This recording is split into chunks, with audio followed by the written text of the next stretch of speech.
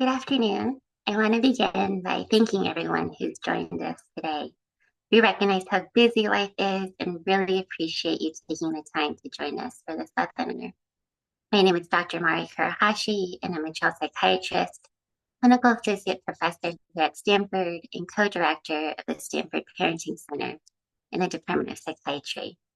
Today's webinar is part of our ongoing webinar series for our Parenting Center community. For those of you who are new to our series and joining for the first time, please check out our website and YouTube channel where you can find all of our past webinars.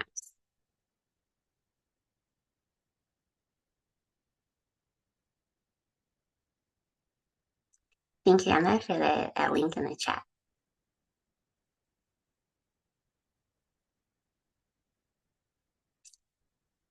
Just going to give others a minute as I see people joining the webinar.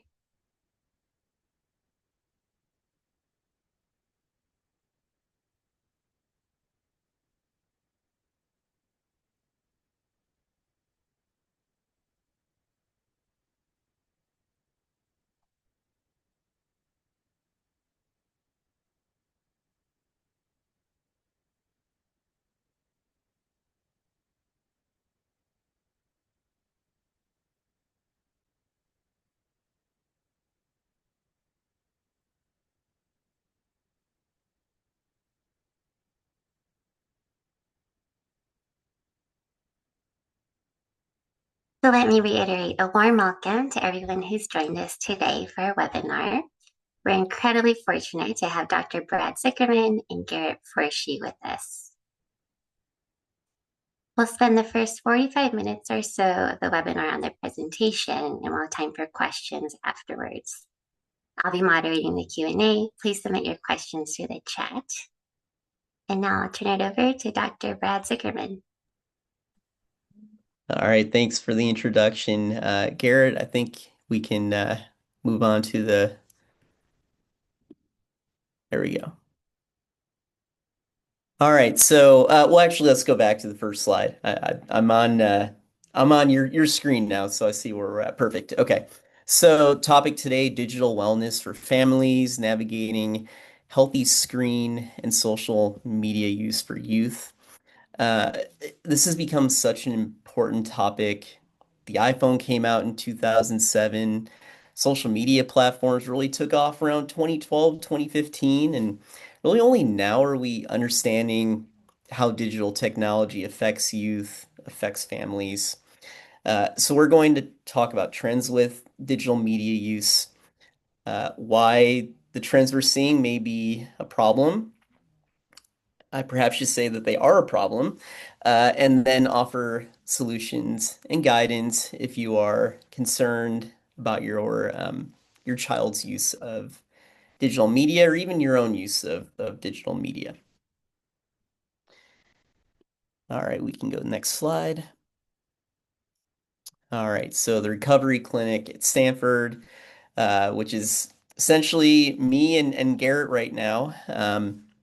I see patients for um, psychiatric treatment. I do a lot of therapy with the patients that I work with, and Garrett is our primary lead therapist for the clinic.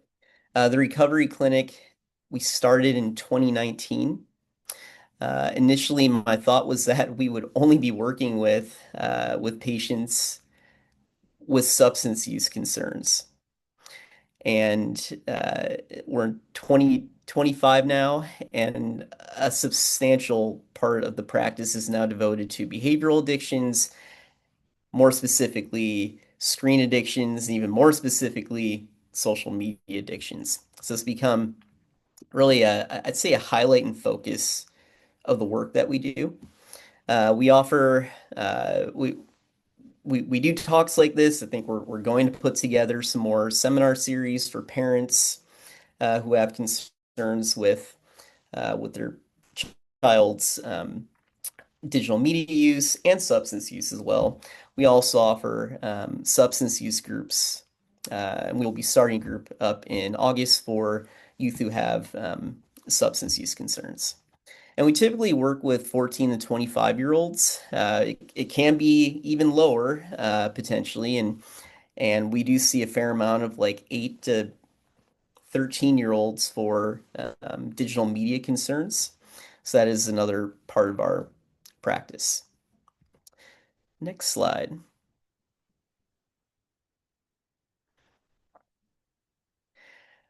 I had some more ominous looking slides here. I received some feedback a few months ago uh, that the slide deck was maybe a little scary. But to be honest, my intention was to create kind of a scary slide deck and emphasize the point that we should all be really concerned about trends that we're seeing with digital media use with our youth and families. And still think these images capture what we're seeing, where a family could all be in one room and everyone's still kind of doing their own thing on a device. And we even see in clinic, a lot of times we'll be working with patients and they have their ear pods in, they're on their phone, not engaging well with us, even in a session. So this is really the reality that we're working with. Next slide. And, parents are so often describing essentially a tug of war when it comes to navigating digital media use. Next slide. We can't really have a discussion on this topic without a mention of the anxious generation. I think this is an essential text. I think every parent in this country, every teenager in this country should read this book. It will open your eyes, um, open your mind to the idea that uh, we're in the middle of a serious problem with how we engage with screens. I think this is a great excerpt from the book. Suppose that when your first child turned 10, a visionary billionaire who you never met chose her to join the first permanent human settlement on Mars. Would you let her go? Of course not, writes Jonathan Haidt.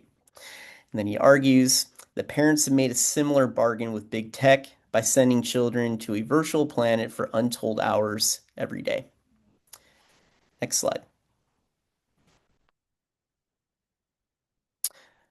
Actually, can you go one more slide? Perfect. So, trends in youth social media consumption. Usually, when I poll teens who are in the clinic, usually for primaries like digital media use concern, ask them how many hours do you think you're spending, and usually say something like 2 to 3 hours. When actually the average amount of time spent on social media platforms across U.S. teens is about 4.5 to 5 hours. Which in itself is, I still think, an extraordinary amount of time. And we certainly work with patients who that number goes into double digits. It can be on TikTok, YouTube, um, Snapchat, Instagram for 10, 12 hours a day. We work with patients where that is the reality. And about 1 in 5 teens visit or use YouTube almost constantly. So YouTube is really, in a lot of ways, the dominant social media platform. It is social media if you think about it. Might not feel like TikTok or Instagram, but it is social media. And I think it's concerning that we have 7, 8, 9-year-olds using YouTube. That's typically the first age of sort of individual use on their own of YouTube platforms. And then Garrett, can you go back to the previous slide? Thanks. As far as trends in youth depression, I think we have to talk about this. Let's look at the slide on the left, which looks at depressive symptoms in US 8th, 10th, and 12th graders.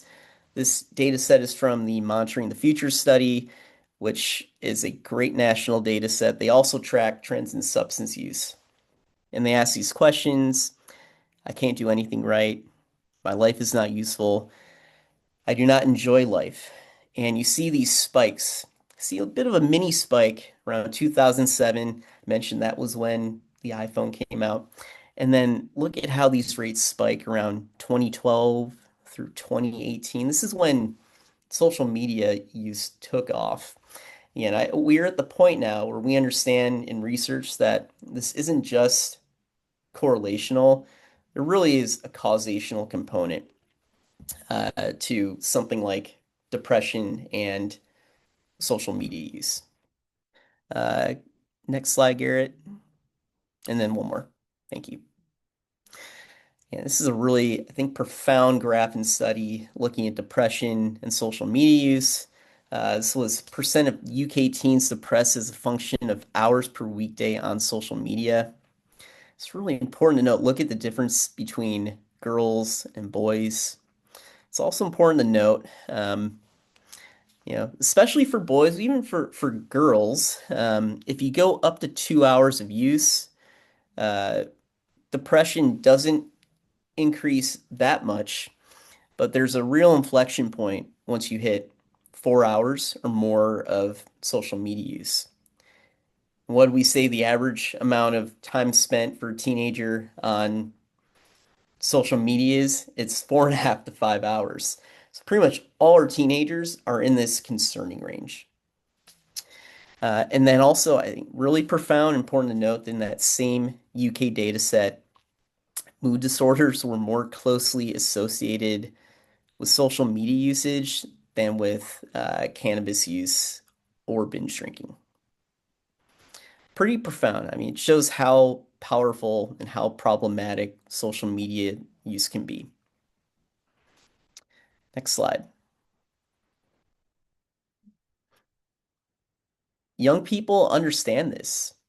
This was a polling question about young Australians' views on the cause and decline in youth mental health. Uh, Social media, by far the number one option chosen, 37%, more than double the next option. Expectations from families, school, community, work or study pressure, going down the list. And kids, teens, youth, they understand that social media has negative impacts. They get it. Next slide. So defining a screen addiction, or you can call it a digital media addiction. I think a sort of a simple way that I like to think about it is, when children and adolescent screen use becomes excessive and impedes functioning. So it's a functional impairment in home, school, relationships. If you think that social media use, for instance, is a primary driver of your kid not engaging in school, or they're staying up until 3, 4, 5 a.m. and then they can't go to school and function at school. They're not engaging with family. They want to take their meals in their bedroom and just be on their phone. They're not going out and exercising or playing in a normative way. I'd say that that is a sort of simple and global way to think about what a screen addiction is. Next slide. I, in a way, wanted to avoid putting such a dry slide like this, but I think it's important to look at this. On the right is our diagnostic criteria for substance use disorders. On the left is the diagnostic criteria, provisional diagnostic criteria for internet gaming disorder. So the DSM is essentially our diagnostic manual for psychiatry. We're in the DSM-5. DSM-5 came out, I think I was in my second year of training as a psychiatrist in 2013, I want to say. So it's been over 10 years since we had an update. But even in 2013, the people in charge of the DSM understood that there could be technology addiction. So they did create this provisional criteria for internet gaming disorder. Now, we don't know when the DSM-6 will come out. They don't really give us a warning that, okay, like it's going to come out this year, whenever. I would be shocked if they do not have a whole category of technology addictions, including addictions to social media. We have this provisional criteria on the left. You can read through it. I actually prefer to, when I conceptualize cases, when I work with teens who come in with concerning, let's say, social media use, you can actually just change the language in the accepted criteria for substance use disorder and change substance use to social media, for instance. So, taking or using social media in larger amounts or for longer than you meant to, wanting to cut down or stop using social media but not managing to do so. You can do that through this whole list. I like how you can sort of separate as well if they meet two, three criteria, have a mild social media use disorder, 4 to 5 moderate, 6 or more severe. I can also tell you that the teens that we work with, they almost all end up meeting uh, what would be criteria for a severe social media use disorder. So this is how we sort of conceptualize it when we're working with patients and families. Next slide, thanks. So why is social media so addictive? We can go on to the next slide. It's essentially a slot machine. Social media, it's designed really in the same way. It works with a variable reward system. Uh, you pull a slot machine lever. You don't know when you're going to win. You don't know when you're going to win. You don't win. You don't win. You don't win. Then all of a sudden you win something. So you don't know when you're going to get that reward, that dopamine hit, and then you return to pulling the slot machine lever. Or smartphones, social media works in the same way. And the creators even admit to this. You can Google Sean Parker, one of the developers of Facebook, and if you plug in his name, I think the first video that comes up is him explaining that they tried to create as addicting of an app experience as possible. Like they tried, they understood how dopamine works. They understood that they were trying to get people addicted to their app essentially. And think about it, like every time you log on to Instagram, TikTok, any of these platforms, you don't know what the feedback is that you're going to get. So you log on, like, did I get a new follower? Did I get a new comment? What's the latest that this person posted? Every time there's a change, every time you get new feedback, that's a little rush of dopamine that you're getting. And it creates this really vicious feedback cycle that, quite frankly, an adolescent brain is not really adept at handling.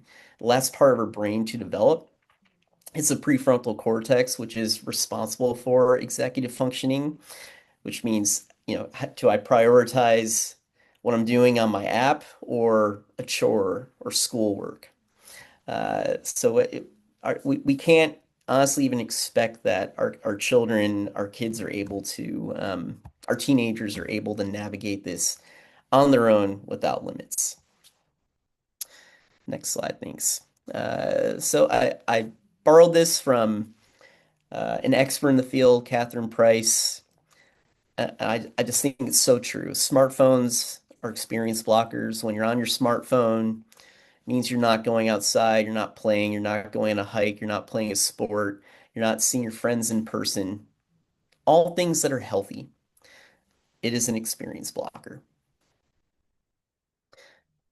And when to seek help. If you think your kid or teenager has a problem with this stuff, if you feel like I mentioned that some sort of functional impairment, you have a suspicion that their use of something like social media is responsible for a change in mood, a change in how they're functioning at school, interacting with family. If you have those suspicions, that's when to seek help. Really, the best place to start is probably a pediatrician, and that's usually the gateway where you can figure out and get referrals for therapists.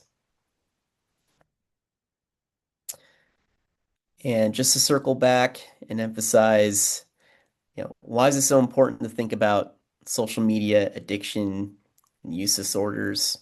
Because we understand now that issues with depression, anxiety, self-harm, suicidal ideation, all these rates have gone up over the past 10 to 15 years. We have more and more research and understanding. It's not just correlational, but actually causational. And there could be a whole presentation on what should schools do. There are some great resources out there. This is one of them, phonefreeschoolmovement.org. I think this was a really interesting study from Common Sense Media. Found that uh, the average 11 to 17-year-old received the median of 237 notifications on their phone during the day, about a quarter of which were delivered during school hours. That's a lot of temptation. I think it'd be really hard for any student to resist looking at their phone when they get these alerts. That's why, in California in 2026, there has to be some sort of policy in place for every school in California. I personally hope that means there's a no phone policy.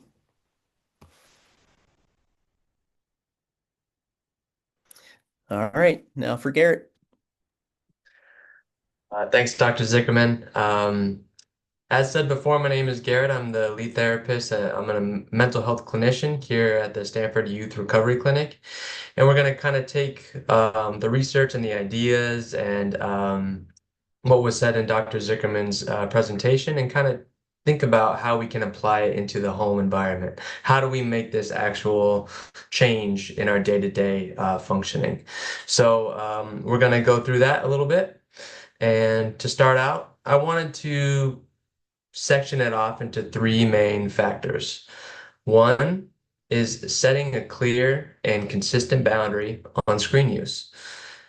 Two is to attempt to demonstrate modeled behaviors. Three is to incentivize and praise desired behaviors.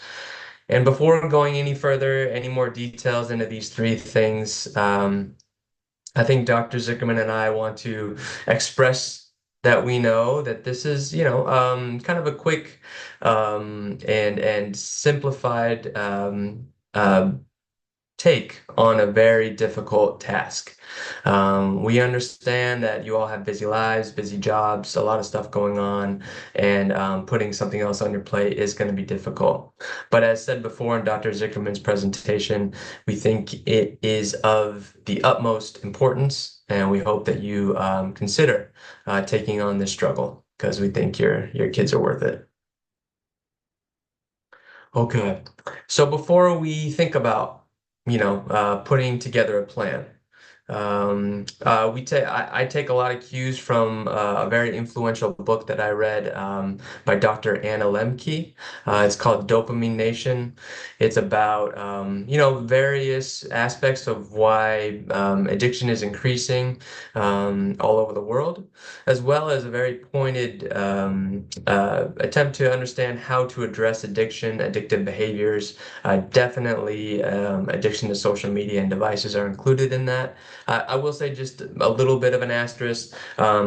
She works with primarily adults, so if you do pick up this book, expect a lot of adult examples of clients and their problems. But she breaks it down with an acronym for dopamine. And just as we're thinking about this action as a whole, we first want to gather information, gather data about their concerning behaviors. In this specific effort, we're thinking about how much time is being spent on social media, on games, on screens. When did it start? What was happening in life? And then what is actually being consumed? What kind of material? I think all that will help us understand the problem a little bit more. O is for objectives. And this is talking about the positives. What is motivating your specific child to spend so much time with these apps and games and websites and social media platforms? What do they like about it? What's good? What do they get out of it? It's going to really help us understand if there's any needs that are unmet right now, and how we can maybe potentially go on replacing those unmet needs. P is for problems. I'm sure you all can see the negative outcomes of the excessive social media use and gaming, but I think it's important to discuss that with your child, objectively, non-judgmentally. Notice the differences of activities, of mood, of maybe academic performance, of social life. We think that that's hopefully going to make a good case for making a change at home. Now, A is abstinence. Now we're talking about real action here. So we're considering removal of a device or an app or a gaming console, versus we're considering limited access or moderation. So depending on how severe the issue is, you can go either way with it. And we're going to talk about what moderation might look like. M is for mindfulness. As we take away something that has been taking a lot of our time away, there's going to be a lot more time. There's going to be a lot more available energy. There's going to be boredom. There's going to be opportunities for creativity, for social connection. So prepare for that kind of vacuum effect and how to deal with it, how to set expectations, and how to help your kids deal with that change in their day-to-day. Um, Eyes for insight. So paying attention to what changes, what positive and negative impacts come up from making a big change with access to devices and social media. How does it change physical health, mental health, academic performance, stuff like that. Next step is after about what's recommended is 8 weeks of a kind of a dopamine fast of a separation from these things that are so binding.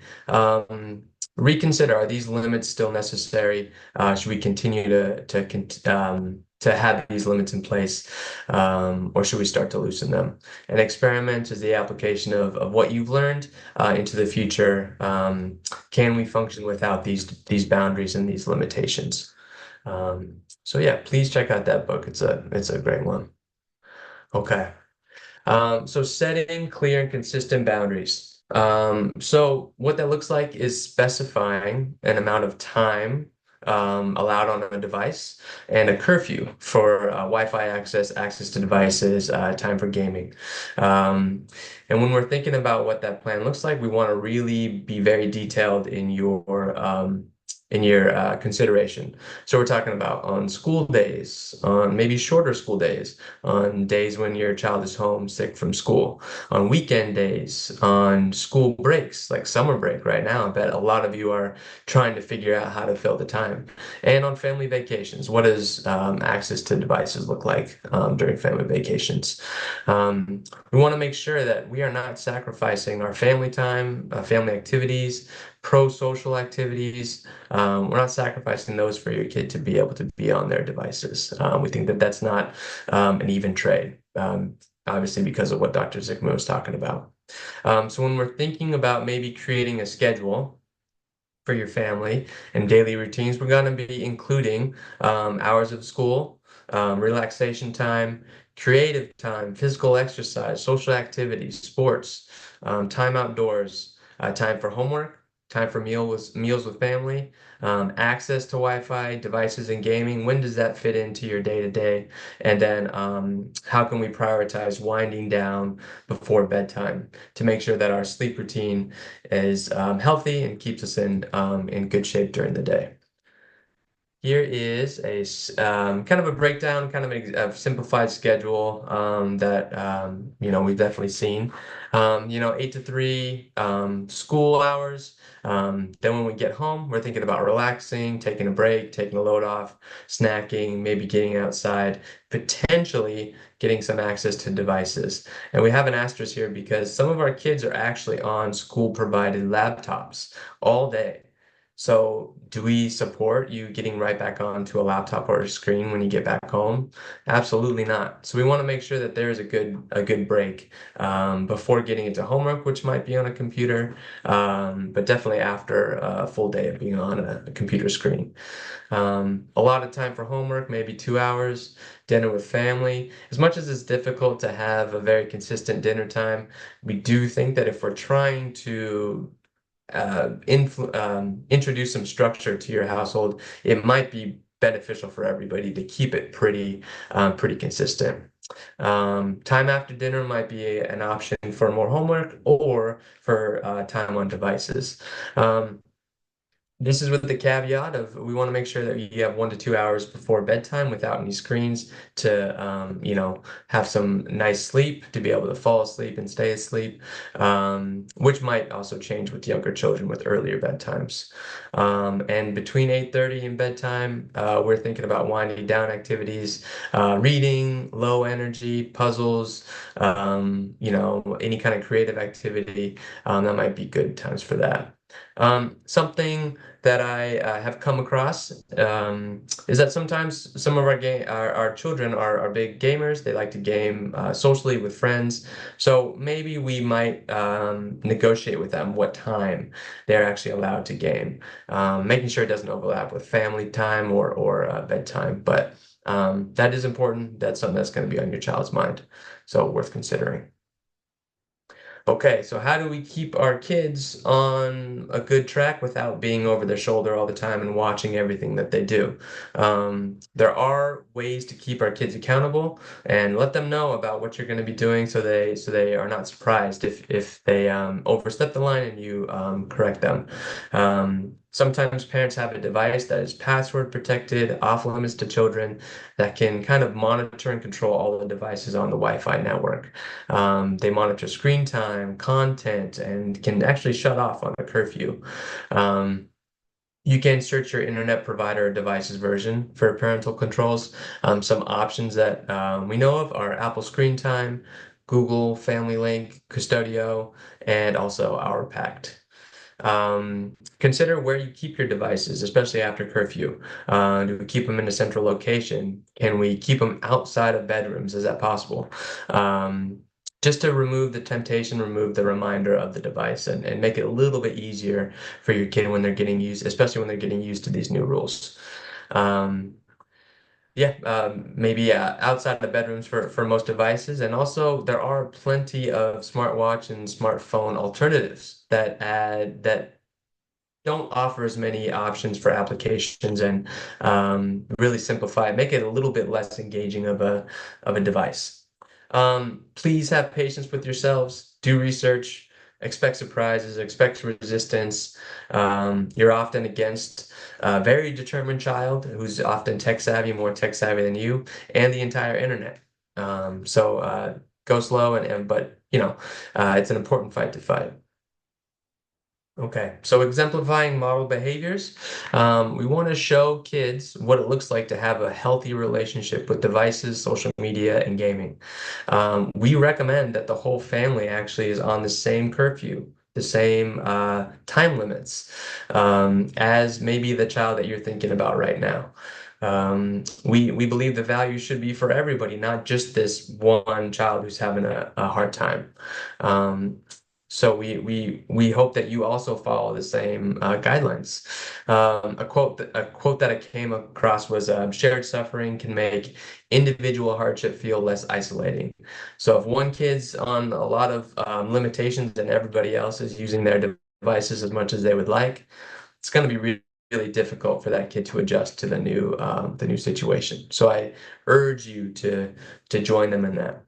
This will definitely increase your own awareness of your dependency on devices and social media, as well as increase your child's. Force yourself to suffer through the lack of access alongside your child.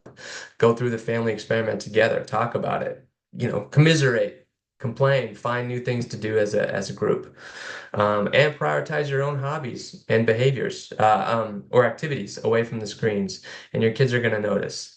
So it's time for you to diversify what you do every day. We think about incentivizing desired behaviors, so making it more motivating to do things that are less convenient. Um, so we're talking about social and physically active activities because they are being replaced by independent gaming and social media. Um, if your child has the opportunity to connect through friends, through an app versus trying to coordinate a hangout, I think they're often going to choose the more convenient option. If your kid needs more motivation, use short and long-term incentives to encourage involvement in group activities or other hobbies away from screens.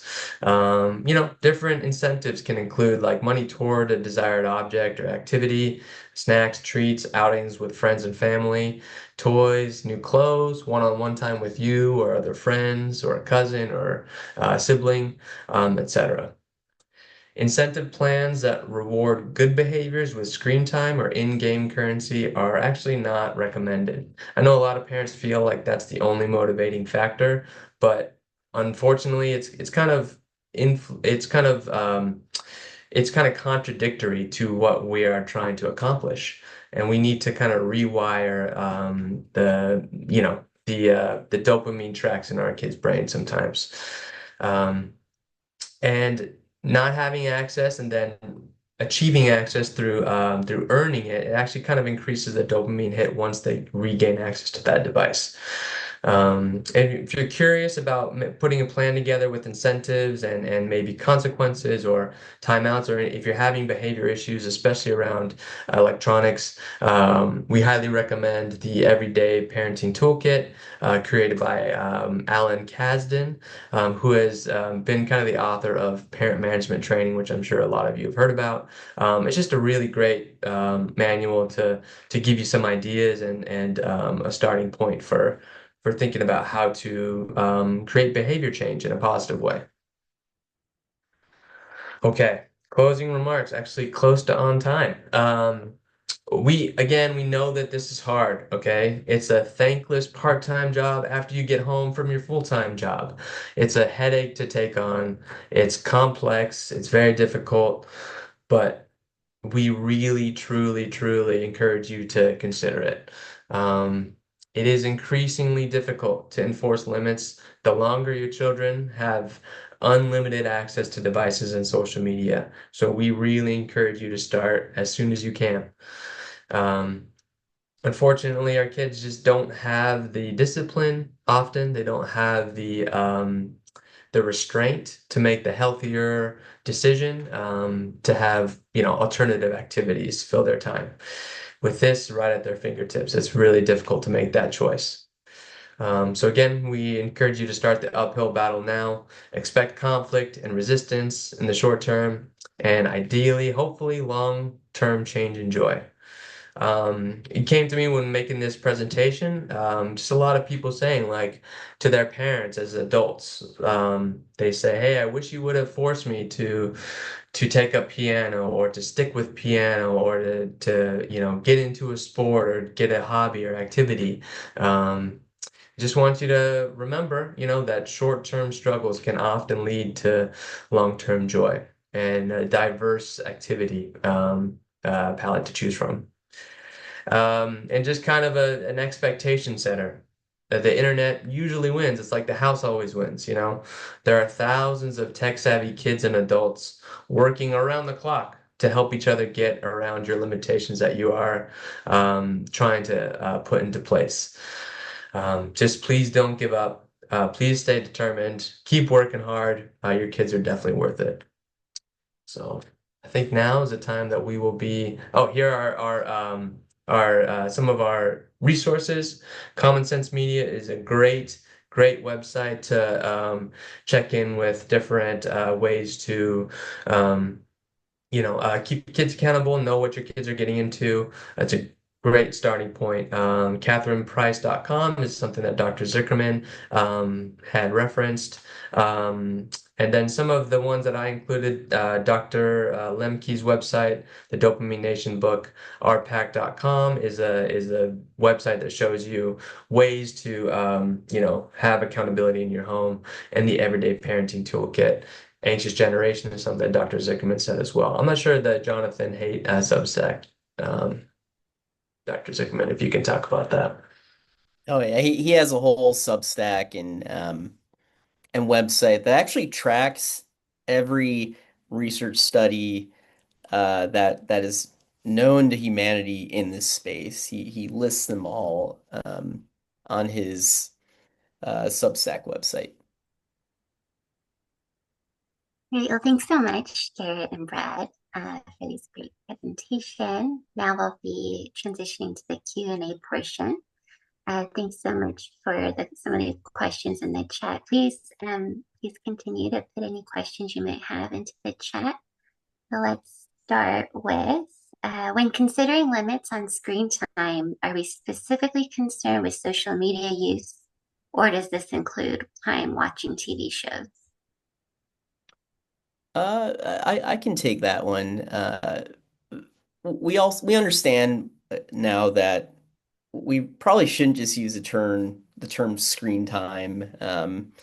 Globally, like there's a big difference between social media use, gaming, watching TV, some other way that you can think of interacting with the screen potentially. Uh, by far, the consequences of social media, I would say, outweigh the other forms uh, of media use.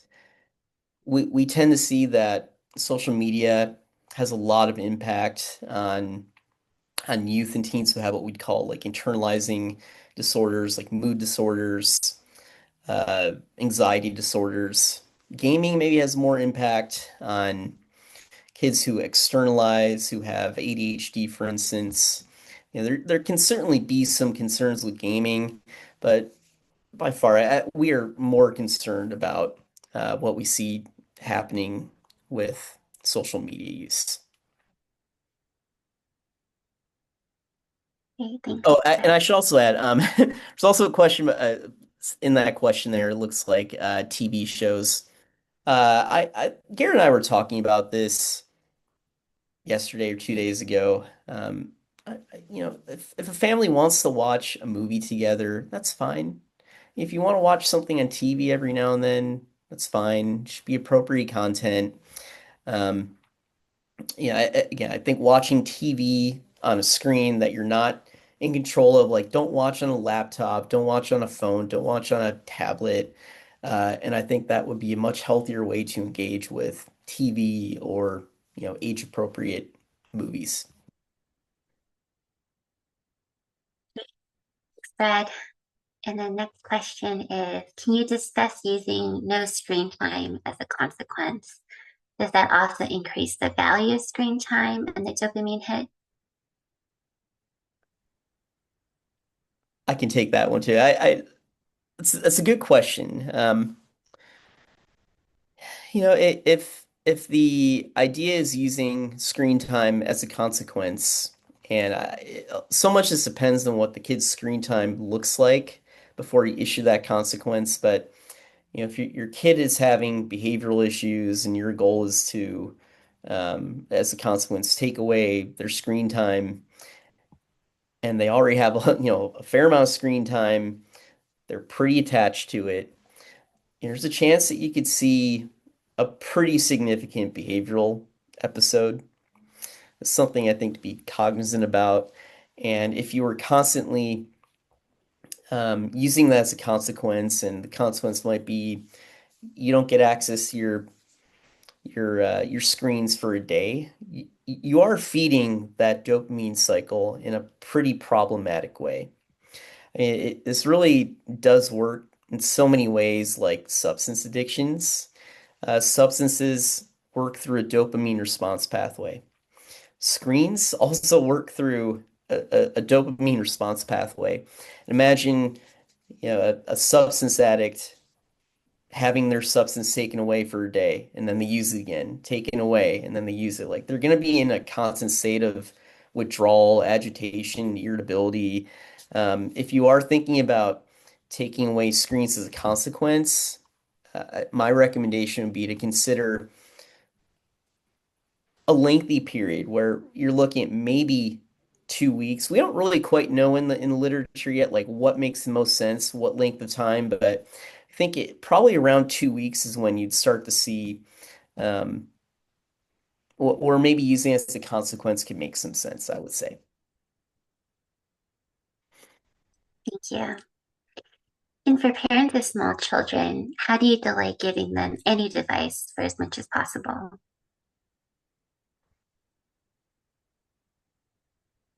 Hard work and yeah, just trying to find alternatives and I would say part of it is kind of resisting the kind of cultural norms right now. I think it's very hard for your kids to be in a school filled with other kids with smartphones and Apple Watches and stuff like that. And so just expect that kind of resistance to come. Think about what your true priorities are. Is it safety? Is it ability to be contacted? And then just make sure that we are not creating more of a problem than addressing our values and our priorities, I would say. So I would hold off as long as possible and kind of plan around that, think outside the box a little bit. And I would add, often we get asked like, what's the best single piece of advice we could give when it comes to navigating technology, social media, you name it. And the best piece of advice I think I could give is start family media planning like the moment, you might even be pregnant. Like it needs to happen that early. If you consider as a family, when your kid's like born and really young, like how you're going to navigate this together, you're gonna have a lot more success than if you wake up when your kid's 16, 17 and you realize, uh-oh, like they had unregulated screen use, social media use their whole life, and now we see like this is a huge problem. What are we gonna do? It's so much easier to work on this when your kids are younger. All right. Any insight on balancing specifically Snapchat boundaries while not isolating our kids to social interactions?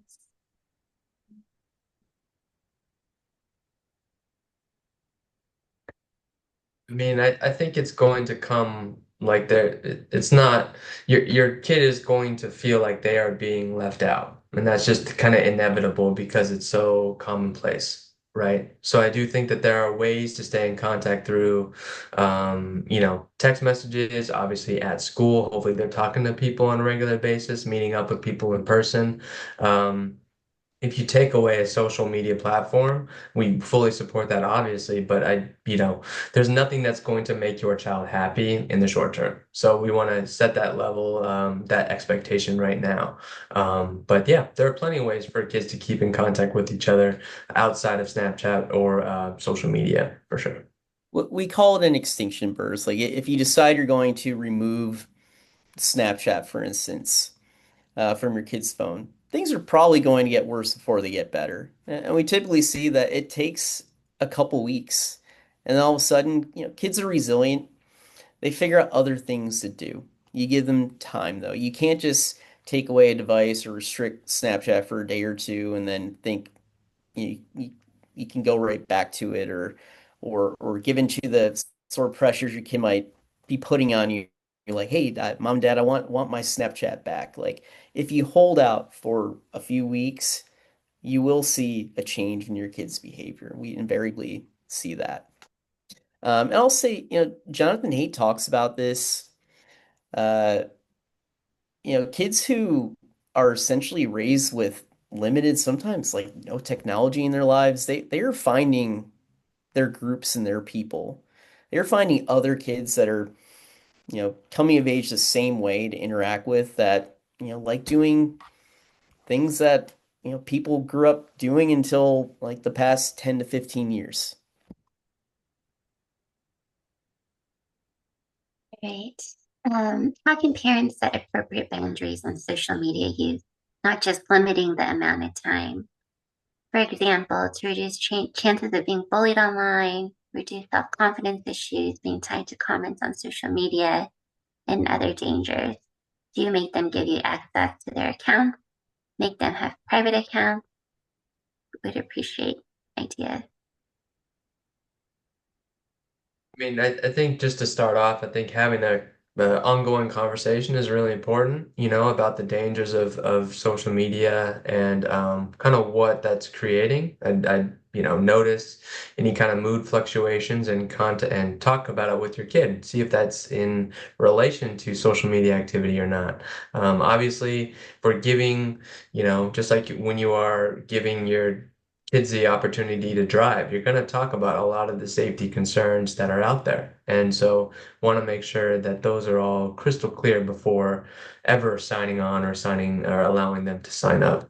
As far as monitoring goes, that's going to be, you know, that's a complicated mess to get into. I don't know, Dr. Zicherman, if you have clear thoughts on that. Yeah, I mean, if you decide that your kid is going to be on a social media platform, I think as a parent, you actually should know all the details of what your kid is up to. You absolutely should. Of course, we would love to be able to say they should be able to be free, have their freedom, but not with this. With a couple swipes or a couple within a couple seconds, kid can log on to a social media app and access the entire world, anything they want. And you can't ask a 13, 14, 15, 16-year-old to be able to do that and do that appropriately. So I think if you are thinking about about allowing your kid to have a social media account, you should also make sure that you know everything they're doing on it. And as a reminder, the Surgeon General, they've come out with warnings saying no one should be using this stuff under the age of 16. And I would push that limit further and say, while your kids are living at home, they shouldn't be using this stuff. If they can afford their own phone when they're out of the house, if they want to pay for a data plan and then on their own they want to go on social media, fine. That's their choice then. But while they're living with you, going to school, I actually don't believe they should be on these platforms. And then, I get asked the question all the time too. Well, if it's going to be around, shouldn't they learn how to use this while they're younger? No. My answer is no. That's not the case. It's not how this should work. The longer you put off your kid having access to social media platforms, the longer, the more, the longer you're allowing their brain to grow and develop and be able to make wise choices about this stuff. They will be completely fine if you limit or say today, like you're not using this stuff, or if you have a younger kid and say, like, we're not going to allow you to use this stuff until you're out of the house, that's the way to go with this. Thanks, Brad and Garrett. But how can parents still use their phones while not giving kids phones?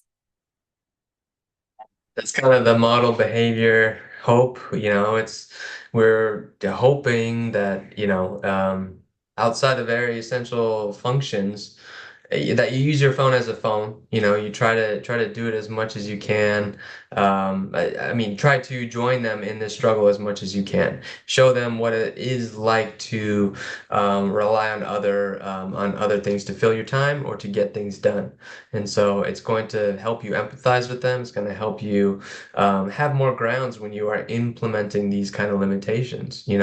And so obviously there are some functions that we cannot do outside of a phone, but I would really try to push your boundaries on that. And if it's triggering to your child, if it's like causing conflict, then I'd really try to do it out of their, vision or out of their sight line.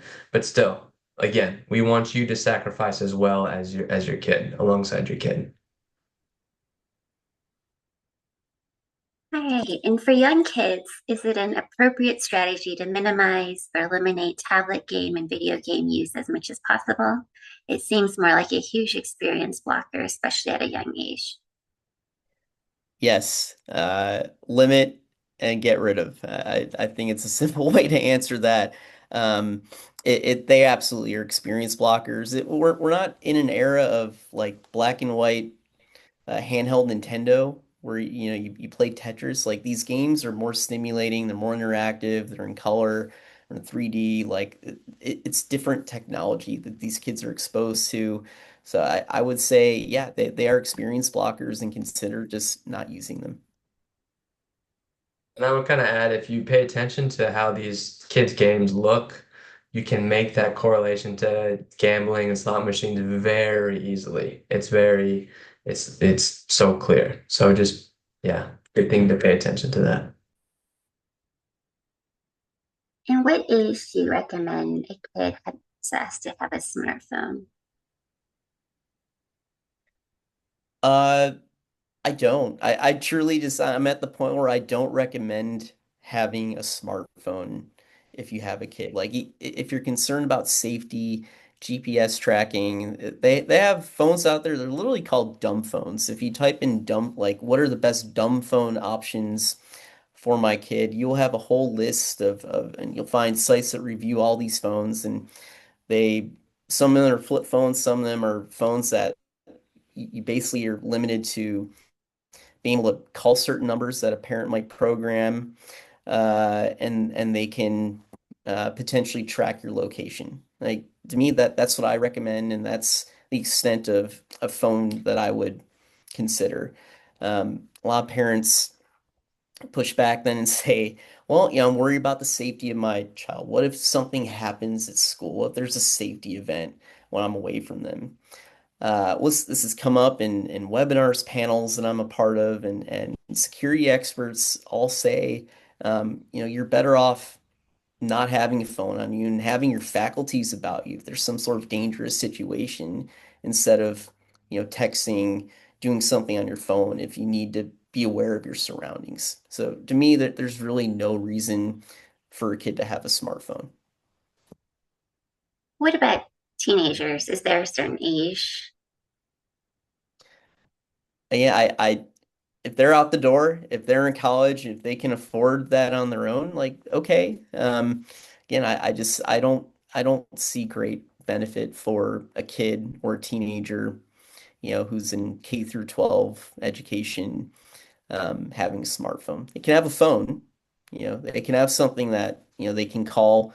Potentially, some of these phone phones will let you text. There's no problem with texting. But beyond that, I think anything that's what you consider a smartphone that has access to these apps that we've been talking about, I don't think it's a good idea. There's no benefits. We are up against the cultural norm, obviously, but it's still there's no benefits that we would recommend, a smartphone at a certain age. The later the better. Maybe okay, I will say maybe some caveats. Um, if your kid has a health issue, if your kid has, um, you know, diabetes, for instance, a smartphone can maybe help with glucose monitoring. I'm sure there are other health conditions maybe, we can say there's an exception for, but we're talking about really limited exceptions. Yeah. And I guess with smartphones, there are also parent controls as well that can limit certain apps. There are, but we consistently get feedback from the kids that we work with, the families that we work with, that these teens are savvy and they know how to get around these blocks, these limits. All right. Well, I think we are at time here. So thanks so much again, Brad and Garrett, for this talk. And thank you all so much for joining. Please check out our Stanford Parenting Center YouTube channel, where we have a wide library of various free webinars on parenting topics. Follow us on our Instagram, and please check us out at our website as well. Take care, everybody. Have a great summer.